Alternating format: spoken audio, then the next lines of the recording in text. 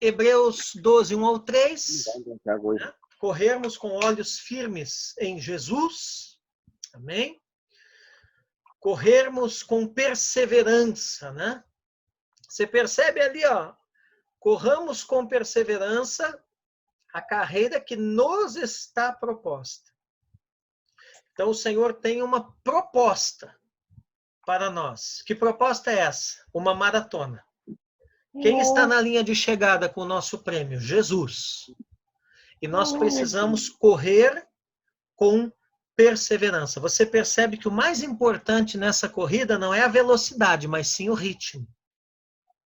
Vocês já conheceram gente que começou correndo a vida espiritual muito rapidamente, mas dali a alguns anos ele já estava parando, cansando, questionando, devagar, né? Por quê?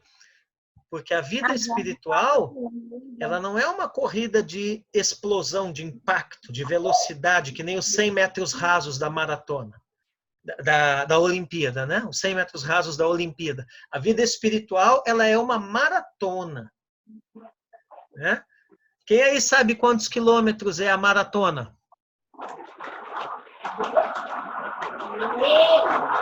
Alguém já teve curiosidade de pesquisar isso? Quantos quilômetros é a maratona?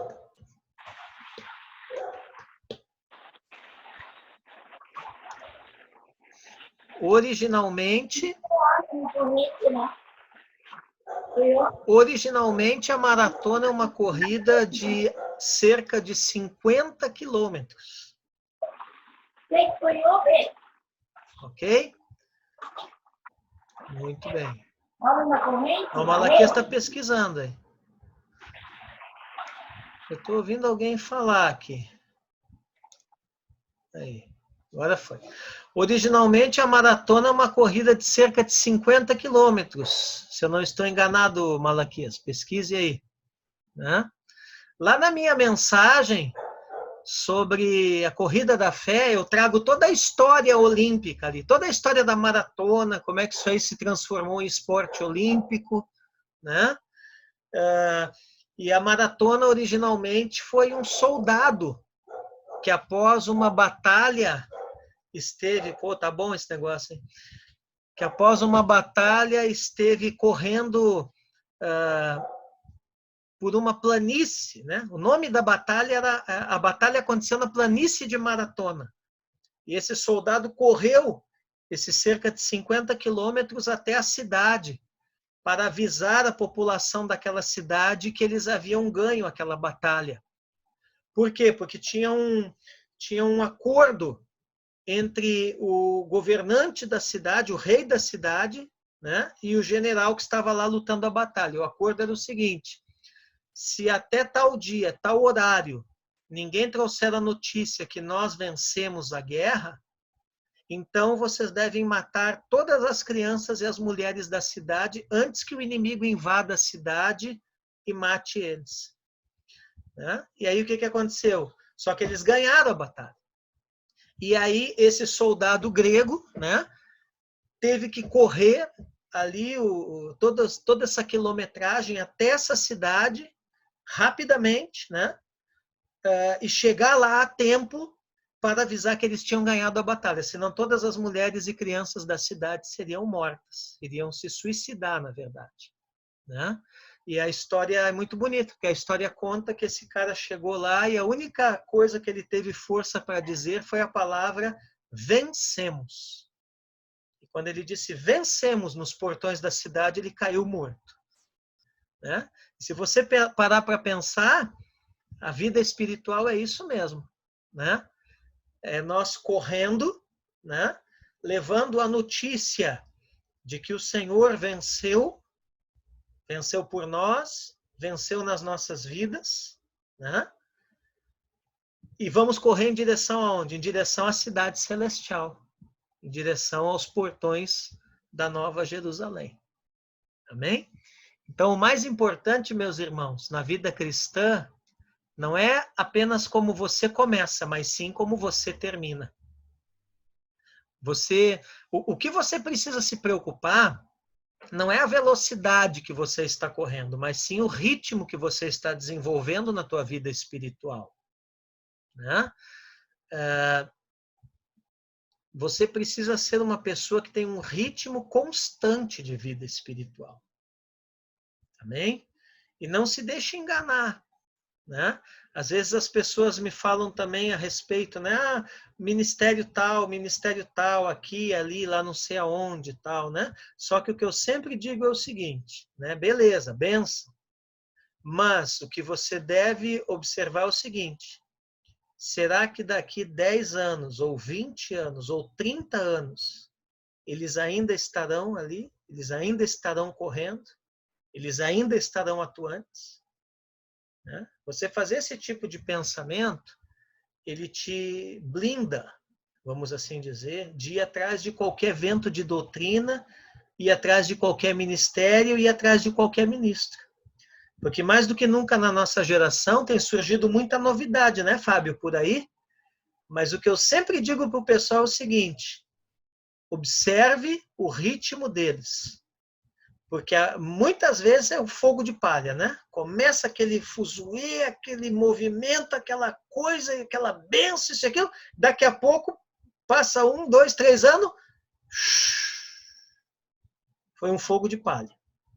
Né? E muita gente eu já vi até se afastar do Senhor e ter muitos problemas por causa de ir atrás de ministros e ministérios assim.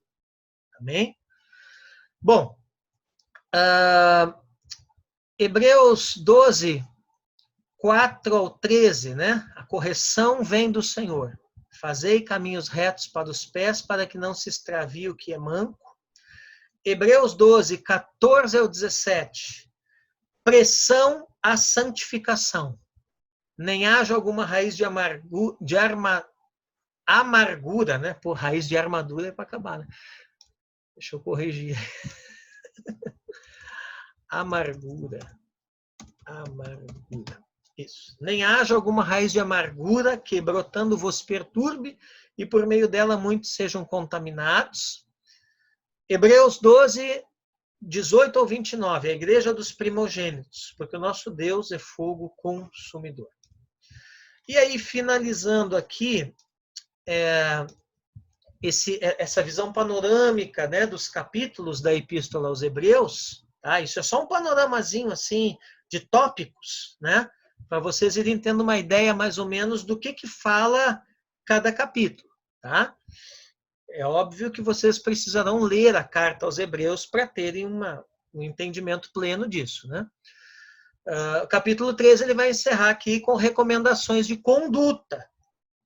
Perceba, irmãos? Um crente só tem uma conduta errada, né, se ele não é discipulado. Né? Ou se ele foi discipulado e ainda assim quer continuar andando errado. Porque também ser discipulado não é garantia que a pessoa vai absorver aquilo que foi ministrado no discipulado.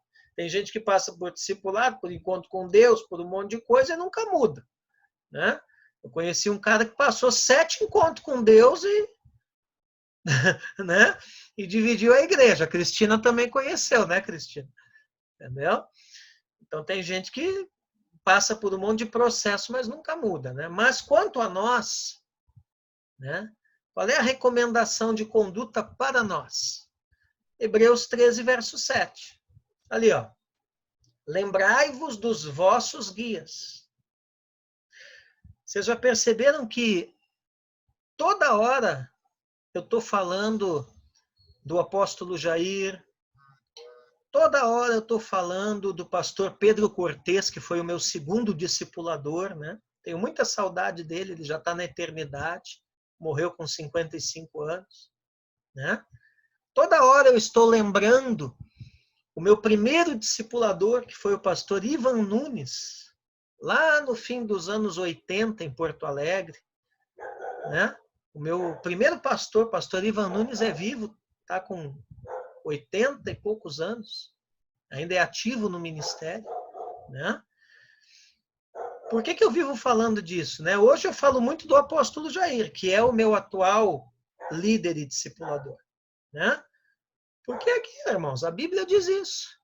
Né? Então, quando você falar do seu líder, né? Já viu isso? Quando você fala do seu líder e aí aquele irmãozinho carnal diz assim, você é puxa-saco, para que ficar falando toda hora, não sei o quê, né? Você esfrega Hebreus 13:7 no nariz do irmãozinho carnal. Ó, irmão, a Bíblia manda lembrar-se dos guias. A Anne gostou, né? Eu? A Bíblia manda ali, ó, lembrai-vos dos vossos guias. Que guia é esse, meus irmãos? Né? Será que é guia lá do Saravá? Claro que não. Que guia é esse? Os quais vos pregaram a palavra de Deus. São os homens de Deus que nos influenciaram, que nos discipularam, que nos pastorearam, que nos ensinaram. Amém? O meu segundo discipulador, o pastor Pedro Cortez, ele já foi para a eternidade, já faz mais de 5 anos, né? Mas eu carrego comigo coisas que ele me disse há 20 anos atrás. Foi a primeira pessoa que me deu uma oportunidade de viver 100% na obra. Né? Eu comecei a trabalhar integral no ministério com ele. Né? E eu lembro de coisas que ele me dizia, que ele me falava há 20 anos atrás, ou até um pouco mais. Né? Então, amados, não percam a memória dos discipuladores de vocês, dos guias de vocês, dos mentores de vocês, dos pais e mães espirituais de vocês. Amém? Deixa eu me incluir na lista aqui dos professores de vocês. Que professores também são guias, né? São mentores. Né? Esses dias eu achei aqui, deixa eu ver se eu acho aqui. Se eu achar, eu vou mostrar para vocês. Espera aí. Esses dias eu achei aqui uma foto com a minha professora do primeiro ano. Né? Então, são os mentores antigos. Né? Bom, vai indo adiante. Então... Doritos está valendo? Oi? Doritos está valendo? Tá valendo, não? Então tá. Doritos, Coca, pipoca, todas essas coisas aí, Jesus se agrada. Isso aí foi criado nas regiões celestiais, irmão. Né? Então, texto-chave, lembrai-vos dos vossos guias, os quais vos pregaram a palavra de Deus e considerando atentamente... o bilhete ali, Anne. Anne, o bilhete ali. A pipoca da Anne deu fome, dizer. O fim da sua vida, imitai a fé que tiveram. Olha aqui, ó. Ei, pessoal. A Bíblia não diz só para você lembrar. A Bíblia manda imitar. Não é que nem aquele pessoal lá do Valdemiro, que imita o jeito dele falar. Não é esse tipo de imitação. É imitar a fé. Amém? Imitar a fé que eles tiveram. Né? Alguém quer falar alguma coisa aí? Enfim. Oi? Vamos lá. Palavra-chave constante, né? Verdadeiramente, você precisa de ser constante. Hebreus 13:1, constância no amor. Hebreus 13:2, não negligencieis a hospitalidade. Hebreus 13:3, parte A, lembrai-vos dos encarcerados. Hebreus 13:3, parte B, os que sofrem maus tratos. Hebreus 13:4, matrimônio honrado. Hebreus 13:5, vida sem avareza. Hebreus 13:6, confiantes no Senhor. Hebreus 13:7, liderança modelo. Para que serve uma liderança? Para fazer tudo no lugar da gente? Não, irmãos. A liderança tem um papel orientador e um papel motivador. A liderança precisa orientar e ser um modelo, né? Mas existem coisas na vida da igreja que é o povo de Deus que precisa arregaçar as mãos, pôr mãos à obra, junto com a liderança, é claro, né? Mas estarmos juntos, né? Alguém que não está disposto a pagar o preço de ser um modelo não serve para ser liderança. É simples assim. Né? Hebreus 13:8. Jesus Cristo, autoridade máxima do tempo. Hebreus 13:9-14. Doutrinas várias e estranhas. Hebreus 13:15-22, sacrifícios de louvores, e Hebreus 13:23-25, recomendações da epístola. Amém? Alguma pergunta até aqui? Alguma observação? Alguém quer falar alguma coisa? Ou estão tudo com a boca cheia de pipoca aí? Amém? Amém. Eita, Lácia. Tá bom. Então vamos lá. Berê, tá bom o negócio, hein, Berê? Tá bom. Aquela bacia ali dá para cair dentro, né? Então vamos lá. Todo o conteúdo da Epístola aos Hebreus tem citações do Antigo Testamento, que constroem a pessoa de Jesus Cristo como precursor da antiga e da nova aliança. O embate religioso já perdura há mais de 2000 anos entre judeus e cristãos a respeito da revelação do Antigo Testamento acerca da identidade messiânica de Jesus. De fato, o Filho de Deus é desconsiderado pelos judeus até o dia de hoje, no que diz respeito a ele ser o Messias. Eu até estava falando com a Mara, né, Mara? Esses dias aí, ela me perguntava sobre uma coisa que ela viu na internet, de um cara que não é judeu, mas é metido a judeu, né? Tem um ditado que diz assim, que pior que um gaúcho é só um metido a gaúcho, né? O cara é, sei lá, né?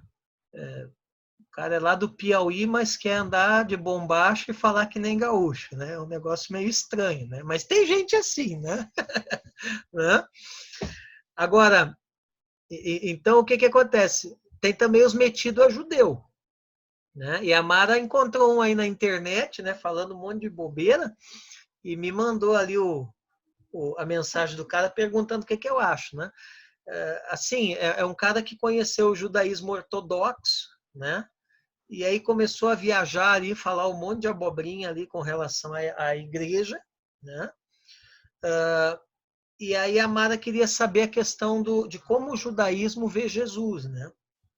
Então eu vou dizer para vocês o que eu falei para ela. O judaísmo, na sua vertente tradicional ortodoxa, ele vê Jesus como um grande profeta, um grande rabino, mas não como o Messias. Esse conceito de Salvador que nós temos e tal, né? O judaísmo ortodoxo não tem esse conceito, tá? E o judaísmo ortodoxo ele se aproxima muito mais até da possibilidade, não diria da salvação, mas sim do aperfeiçoamento pelas obras, tá? Do que meramente pela fé, como é o caso do judaísmo messiânico ou o cristianismo. Tá? Então, uma minoria ali, entre os judeus que são chamados de messiânicos, reconhece Jesus Cristo como o Messias prometido. Tá? Olha lá, o Malaquias já jogou aqui no grupo. O que é isso aqui, Malaquias? É a maratona. Depois olha lá no grupo lá que as coisas que eu estou falando, o Malaquias está pesquisando e botando no grupo ali para vocês. Tá?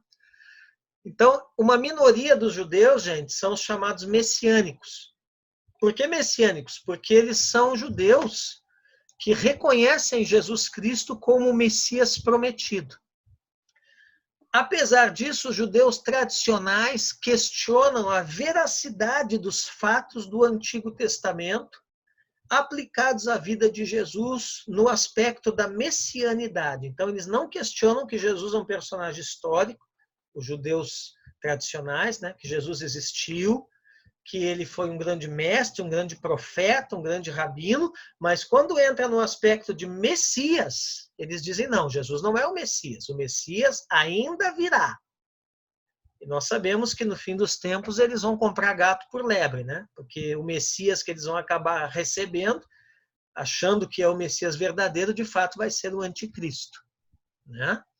Mas isso é o assunto lá para a próxima matéria, que é Panorama do Apocalipse, viu? Que, por sinal, eu já escrevi aí mais de 30 páginas e se preparem que o babado vai ser forte nessa próxima matéria. Essa sou eu que estou escrevendo.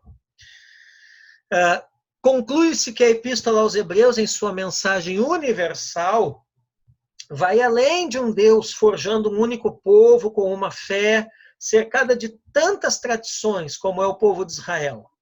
Ela evolui em sua mensagem para uma fé espiritual, sublinhe isso na apostila, uma fé espiritual, celestial, embora ortodoxa. A fé da igreja. Amém, amados? Ali a foto está o pessoal do Ministério Ensinando de Sião, viu? Eu recomendo para vocês, tá? São irmãos ali da Sinagoga Har Zion, em Belo Horizonte, né? Como é que chama ali? O Rabino Mateus, o Rabino Marcelo, eles são judeus messiânicos, tá? E ali é muito interessante as ministrações deles e tudo, eu gosto muito. Até tem, uma vez no ano, eles fazem um congresso. Estou querendo uma hora ir participar desse congresso deles lá, tá? Muito bem. Hebreus é o antídoto que combate fielmente no corpo de Cristo Jesus o antissemitismo e o anticristianismo. Sublinhem esta frase. Hebreus é o antídoto, né? O que é um antídoto? Um remédio, né? É o antídoto que combate fielmente no corpo de Cristo Jesus o antissemitismo. O que é antissemitismo? Quem aí sabe o que é antissemitismo? O que é dar um palpite? Antissemita. Pesquisou aí, Malaquias? O que é antissemitismo? Tá na sequência aí já, só ler. Ali, ó. Só para ver se você estava esperto. O antissemitismo acontece quando o cristão rejeita o judeu. Existe isso na igreja, sim ou não? Sim, bastante, né? Alegando que o culto judaico, por intermédio do Antigo Testamento, é só para Israel e não tem nenhuma conexão com a igreja. Tá? Isso é antissemitismo. Eu já ouvi muitos pastores aqui em Paranaguá falando isso, sobre o antissemitismo. Até tem um livro aqui, ó. Quer ver?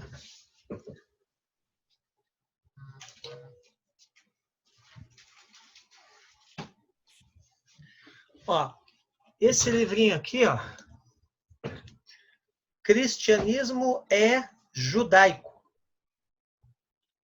Esse livrinho aqui é um dos livrinhos mais antigos que trabalha a questão Israel e Igreja, Lei e Graça. Esse livrinho aqui, gente, ele foi editado em 1975. Ele é escrito pela Edith Schaeffer, né? Edith Schaeffer era a esposa daquele teólogo suíço famoso, o Francis Schaeffer, né? Esse Francis Schaeffer era um cara muito interessante, porque ele influenciou muito a igreja na Europa, principalmente, e esse cara ele não tinha igreja, ele era um pastor, e olha só que legal, Anne, ele tinha uma casa nos Alpes, né? E as pessoas agendavam com ele e iam lá passar uma semana, 10 dias na casa dele, junto com ele e a esposa. E aí essas pessoas que ele recebia lá, agendada, convivia com eles, via o estilo de vida dele, do Francis Schaeffer e da mulher dele, né? E o discipulado acontecia desse jeito. Você ficava 7, 10, 15 dias. Teve gente que ficou meses morando na casa deles. E isso era o discipulado, né? Então, as obras de Francis Schaeffer, eu recomendo para vocês. Eu tenho bastante livro dele aqui, ele já é falecido, mas é um baita de um teólogo, esse cara. Tá? Ele era um pensador cristão muito legal. E o anticristianismo, né? É o contrário. É quando o judeu desconsidera a forma e costume cristão de prestar culto a Deus por intermédio do judeu maior, né? Que é Jesus Cristo, o Messias. A relevância dos fatos se dá por Hebreus ter revelações do Antigo Testamento contundentes em respeito da identidade de Jesus como Cristo ou ungido, consolidando que ele é o único caminho para a verdadeira salvação e comunhão com Deus. Observemos algumas citações da Epístola aos Hebreus, né? Então ali, ó, assenta-te à minha direita, lá de Salmo 110, verso 1, é a mesma citação de Hebreus capítulo 1, verso 3. Tá? Hebreus 1, 3 está citando, né, este salmo. Ó. Tu és meu filho, eu hoje te gerei. Salmo 2, verso 7. Citado em Hebreus 1, 5. Eis-me aqui os filhos que o Senhor me deu. Ó, Isaías 8, 18. Citado em Hebreus 2, 13. Tu és sacerdote para sempre, segundo a ordem de Melquisedeque. Salmo 110, verso 4, ó, né? Citado em Hebreus 5, verso 6. Eis aí vem dias, diz o Senhor, em que firmarei nova aliança com a casa de Israel, com a casa de Judá. Jeremias 31, verso 1, citado em Hebreus 8, verso 8. Ali, ó, porque esta, tem um que a mais, porque esta é a aliança que firmarei com a casa de Israel, depois daqueles dias, diz o Senhor, na mente lhes imprimirei as minhas leis, também no coração lhes escreverei. Eu serei o seu Deus e eles serão o meu povo. Jeremias 31, 33, citado em Hebreus 8, verso 10. Então tomou Moisés aquele sangue, o aspergiu sobre o povo e disse: eis aqui o sangue da aliança que o Senhor fez convosco a respeito de todas as palavras. Êxodo 24, 8. Aonde que está isso? Em Hebreus 9, verso 20. Olha ali, ó, Isaías. Ó. Como fruto dos lábios criei a paz. Paz para os que estão de longe e para os que estão perto, diz o Senhor, e eu os sararei. Isaías 57, 19. Aonde que isso está citado? Hebreus 13, verso 15. Vocês estão vendo que um monte de coisa em Hebreus é citação do Antigo Testamento. E não só em Hebreus, né? Em todas as epístolas. Né? Pois não deixarás a minha alma na morte, nem permitirás que o seu santo veja corrupção. Salmo 16, verso 10, ó, citado em Hebreus 13, 20. Né? Até o Senhor é meu pastor e nada me faltará, do Salmo 23, verso 1, ó, quando ele fala em Hebreus 13, 20 que Jesus é o grande pastor das ovelhas, está fazendo menção a isso. Quanto a ti, Sião, por causa do sangue da tua aliança, tirei os teus cativos da cova em que não havia água. Zacarias 9, 11. Ele vai fazer menção a isso em Hebreus 13, 20, quando ele fala do sangue da eterna aliança. Isso aqui, ó, gente, podem tirar uma foto desse slide, porque esse aqui não tem na apostila de vocês, essa figura aqui, tá? Progressividade da revelação divina, ou um print, no caso, é o pensamento principal da epístola. Sublinhe essa frase. A progressividade da revelação divina é o pensamento principal da epístola. Cristo é o auge da longa sucessão dos legisladores e profetas. Eles existem por causa dele. Eles eram uma preparação para ele. Então, aquele desenho ali é o que nós chamamos de perspectiva profética. Tá?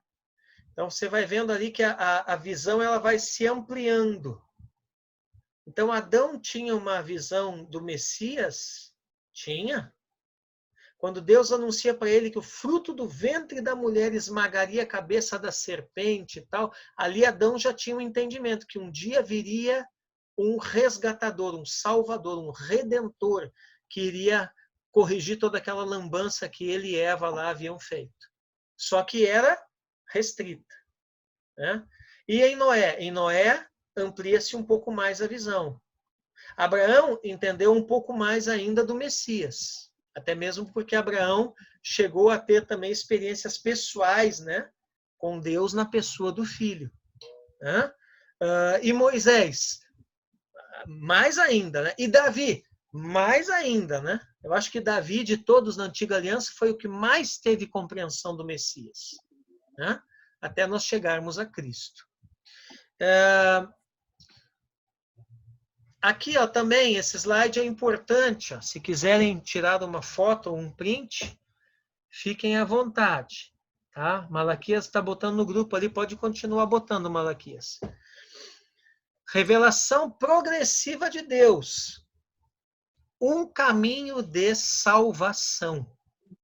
Tá? Então, a revelação, amados, ela é progressiva. Tá?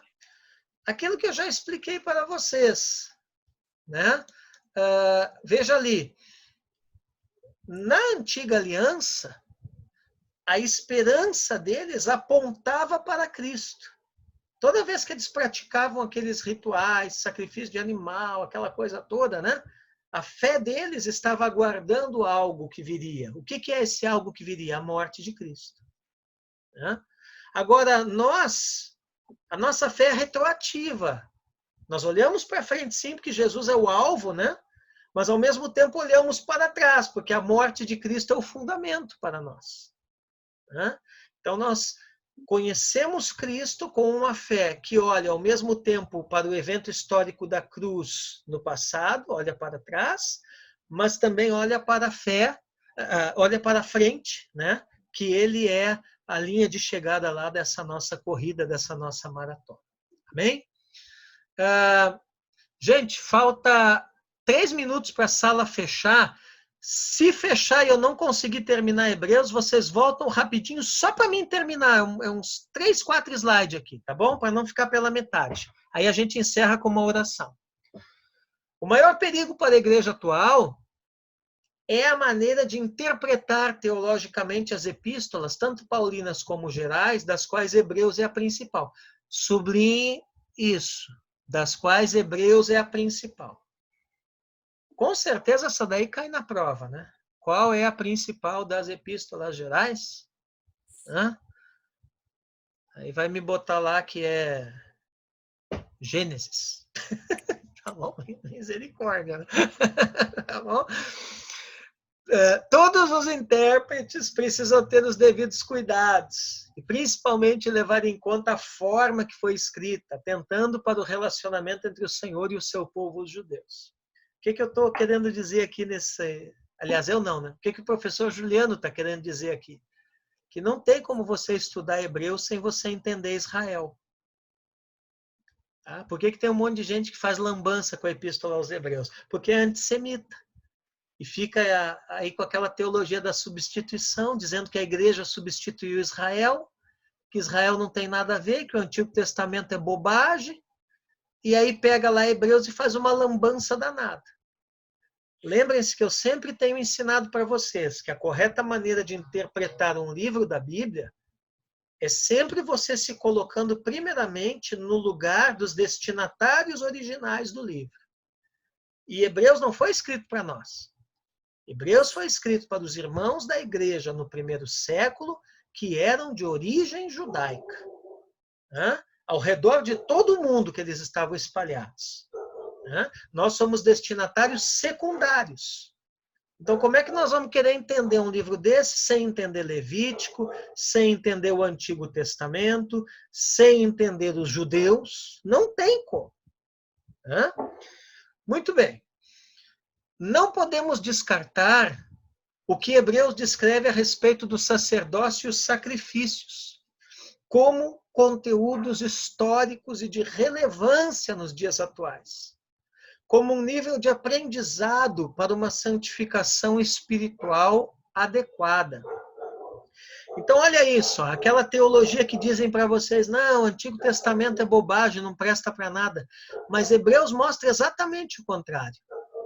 Que o sacerdócio, os sacrifícios, os conteúdos históricos e religiosos da Antiga Aliança, eles são de grande valor para nós aprendermos a santificar adequadamente. São de grande valor para nós aprendermos a santificar adequadamente. E essa sala vai encerrar, e eu quero dizer o seguinte para vocês. Será que um dos grandes problemas da igreja hoje, com relação à santificação, não é justamente desconsiderar a antiga aliança? Não é justamente desconsiderar as coisas dos pais do passado? Fica aí o pensamento. Né? Gravando. Essa aula está sendo gravada, viu, gente? Depois eu vou disponibilizar no YouTube aí para o de Sante, que estava trabalhando. O Eli, eu vi que não pôde mais entrar, deve ter dado alguma coisa lá, né? Umas joias. Tá bom? E vocês também, se quiserem recapitular, né? Bom, vamos lá. Então, eu estava dizendo que é muito importante, então, a gente considerar Hebreus, gente. Por quê? Porque a igreja primitiva não desconsiderou o sacerdócio, não desconsiderou os sacrifícios, não desconsiderou Israel, tá? Como conteúdos históricos e espirituais também, né? De relevância para hoje. Por quê? Porque essas coisas trazem níveis de aprendizado para uma santificação adequada. Talvez hoje a santificação da igreja tenha sido muito deficiente justamente por desconsiderar aquilo que os nossos pais primitivos consideravam. Eu acho até que vocês deviam anotar essa frase. Talvez hoje a santificação tem sido insatisfatória, né? Tem sido tantas dificuldades, né? Na área da santificação na vida da igreja, justamente por nós desconsiderarmos hoje aquilo que os nossos pais primitivos consideravam. E o que eles consideravam? O testemunho dos antigos. Amém? O que se sabe é que na longa trajetória da propagação do evangelho em todos os cantos do mundo antigo, havia judeus espalhados e muitos deles iam se convertendo. Com sua conversão, essa ala judaica da igreja primitiva e antiga também trouxe muitos dos seus costumes judaicos, que foram sendo introduzidos no cristianismo e acabaram, em alguns casos, tornando-se parte essencial da fé. Não tem como dissociar a fé cristã do judaísmo. Isso gerou muitas polêmicas e debates no meio da igreja com relação até que ponto essas coisas deveriam ser observadas e se eram ou não obrigatórias aos cristãos.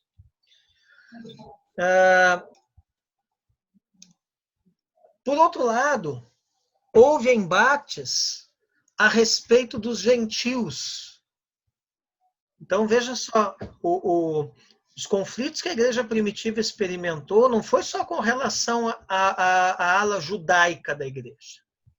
Se deveriam ou não continuar praticando o judaísmo. Mas também isso é muito pouco falado, viu? O professor Juliano aqui foi muito feliz em fazer essa observação no material de vocês. Porque a ala gentílica também houve um debate ali. Só que o debate era o contrário. O debate era o seguinte: se eles deveriam ou não, os crentes gentios, os crentes não judeus, se eles deveriam ou não usar certas ideias e conceitos provenientes da filosofia pagã. E tu vê que o desequilíbrio nisso é que gerou o desequilíbrio nisso é que gerou a primeira grande heresia da igreja e a maior, que continua inclusive até hoje, que é o gnosticismo. Gnose é uma palavra de origem grega que significa ação de conhecer. Então, o que acontecia também na igreja primitiva? Tinha os judaizantes, que era aquele pessoal que vinha para Jesus, mas eles entendiam que todos aqueles que viessem a Jesus deveriam ser circuncidados e praticar todos os rituais da lei mosaica, né? Para então se converterem e serem de fato salvos. Paulo lidou muito com esse pessoal lá na Epístola aos Gálatas, e eles fizeram muito barulho, deram muito problema na igreja. Teve que fazer lá Atos capítulo 15, o concílio de Jerusalém, onde Tiago ali, junto com os demais apóstolos, né, bate o martelo e diz, não, olha, com relação a isso, que vocês não idolatrem, não comam a carne com o seu sangue, se abstenham da prostituição, né? Foram essas as prescrições ali do judaísmo que os apóstolos, no capítulo 15 de Atos, acharam por bem manter na igreja, né? Mas, por outro lado, tinha os crentes que vinham do paganismo, se convertiam. Lá no paganismo, eles eram gente envolvidos com cultos místicos, cultos secretos, e eles começaram a trazer esses conceitos para dentro do cristianismo também. Então começou a surgir uma espécie de misticismo cristão. Então olha com o que a igreja primitiva tinha que lidar, né? Por um lado, um judaísmo, né? Cristianizado, vamos dizer assim. E por outro lado, um misticismo cristão. E isso sem ter apostila, aula de teologia, Bíblia completa, comentários e manuais teológicos, sem ter praticamente nada disso. Tá? Uma das orientações de Paulo no combate à investida das falsas doutrinas aparece em 1 Timóteo 6,20. Olha ali, ó. Ó Timóteo, guarda o depósito que te foi confiado, tendo horror aos clamores vãos e profanos e às oposições da falsamente chamada ciência. O que Paulo está dizendo aqui, Timóteo? Fica esperto com o gnosticismo, porque os gnósticos diziam que aquele conhecimento místico, aquele cristianismo místico secreto que eles diziam ter, eles chamavam aquilo de ciência cristã. Tá? A única maneira correta de se interpretar o Antigo e o Novo Testamento é pela iluminação concedida pelo Espírito Santo.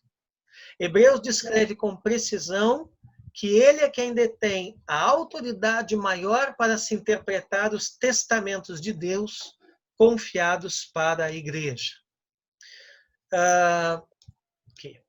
Assim, pois, como diz o Espírito Santo, hoje, se ouvires a sua voz, não endureçais o vosso coração, como foi na provocação, no dia da tentação, no deserto, onde vossos pais me tentaram, pondo-me à prova, e viram as minhas obras por 40 anos. Por isso me indignei contra essa geração e disse, estes sempre erram no coração, eles também não conheceram os meus caminhos. Assim jurei na minha ira, não entrarão no meu descanso. Amém, pessoal?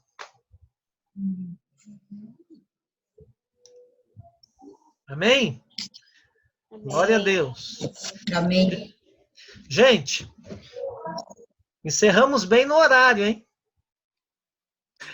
Nós vamos orar para encerrar, tá? E na próxima aula, já tem gente batendo na minha porta aqui. Na próxima aula nós vamos entrar na Epístola de Tiago, pessoal. Olha, essa aqui vocês vão gostar. Nós vamos analisar as coisas interessantíssimas aqui, tá? Vamos falar dos 4 Tiagos do Novo Testamento, de quem era cada um deles, qual foi o que escreveu a epístola. Então, na próxima aula, tá? Se não houver ainda a possibilidade da gente reunir presencial ali na restauração, vocês já sabem, vamos trabalhar novamente aqui pelo Zoom, ok? Em nome de Jesus. Tá bom? Quem é que vai orar aí para nós encerrarmos?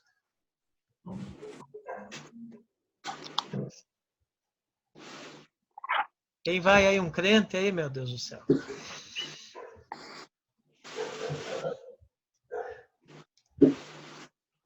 Você, Bere? Então vai. Liga o microfone só.